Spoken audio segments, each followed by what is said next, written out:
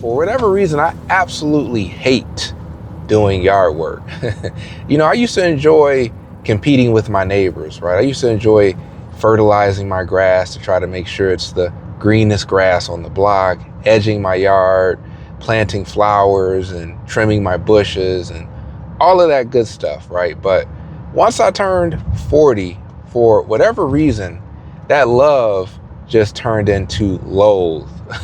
I really, really do not like doing yard work. It's a scenario where it's hard for me to find time to ultimately get to my yard to do what I need to do. And this year has been really the toughest year to carve out time to pay attention to my yard, at the very least to do the bare minimum. And so my yard looks horrible right now. And I feel pretty bad, to be honest, you know, especially for my neighbors, right? Because, you know, they do a pretty good job with their yard. And so for them to be next door to a property that looks like maybe somebody lives there, maybe they don't. It is what it is, man. But as a landlord that tries my hardest to make sure that the tenants that live in the spaces that I have and I own and I create have a comfortable lifestyle in one format or another, an enjoyable lifestyle, I typically put everything else before my own property. And no matter how hard you try as a landlord, you're never going to be able to provide a 100% enjoyable experience. Don't get me wrong when it comes to your tenants. And so you're always chasing that. If you're a good landlord, you're always chasing that goal of providing this oasis of a facility for your tenants to live in. But in reality, that's not the case, right? This week was one challenging week. Every time I tried to carve out some time to do things like the yard, to do things like administrative work, to do things like looking into other opportunities, something always popped up. And so one of the things that came up was, of course, a backed up drain, where I called a plumber and the plumber came out. I ended up having to meet them on site because they weren't familiar with the facilities. And with this being a duplex, the property is sharing a drain out to the sewer line.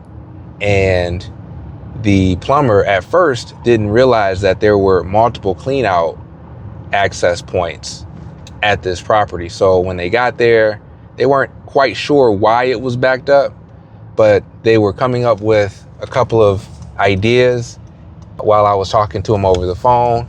And I was hoping to be able to walk them through it over the phone, but I ultimately had to pull up on site. That was a good 3 hours out of my day because I was already on the east side, had to come over to the west side. I had to spend time talking to them. Instead of them taking credit cards and Cash App, I had to run to the bank, get them cash, things like that, which is all fine. But it just is the reality of a landlord, right? When you get a call from a tenant saying that their basement is backing up, you got to jump on that.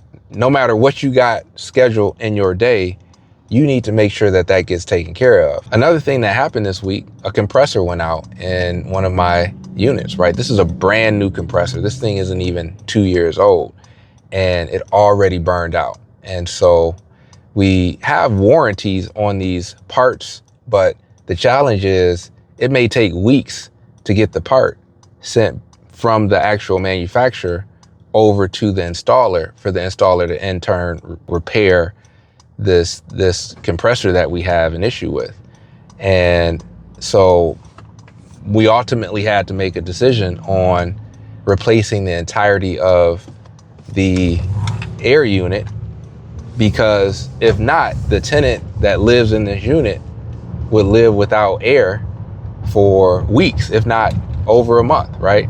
And so we had to make an executive decision, and that cost me $7,000. Go figure. Another challenge that we had this week was a tenant had their rims stolen off of their car. This isn't the first time, unfortunately. For whatever reason, criminals are targeting this neighborhood It is extremely frustrating when you get a call from a tenant who really enjoys the living space, really enjoys living at the location that you've been able to create, but they have experienced this invasion of privacy. Because when somebody breaks into your car, they're inside your vehicle, they ultimately broke into this individual's car, found the wheel lock, took the wheel lock to seal the rims off of this vehicle. It's just unfortunate, right? And so imagining the tenant coming out to their vehicle and seeing that's traumatizing, right? That's traumatic. Having to deal with that, having to figure out a way to work with the city of Detroit and get the police department to pay more attention to these facilities, right? This, once again, isn't the only time where somebody's car was vandalized. I need the Detroit Police Department to do their job. And this is with all due respect, because police officers, that's a very, very dangerous job. Imagine waking up every day and having to remind yourself that you may get shot today.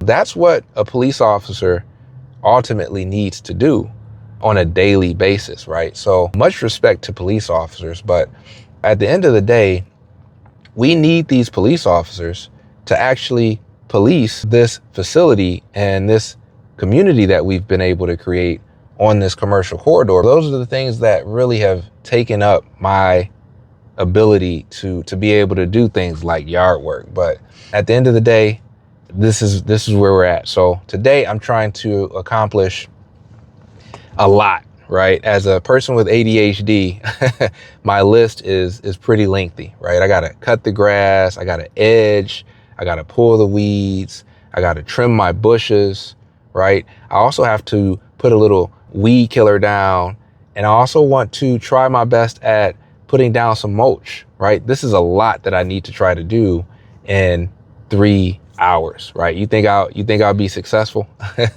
We'll see. You should consider getting you a YouTube channel as well, man. I got one. Good. What you do on it? What I do with it? It's all gaming news. Oh, yeah, that's dope. So you say gaming news?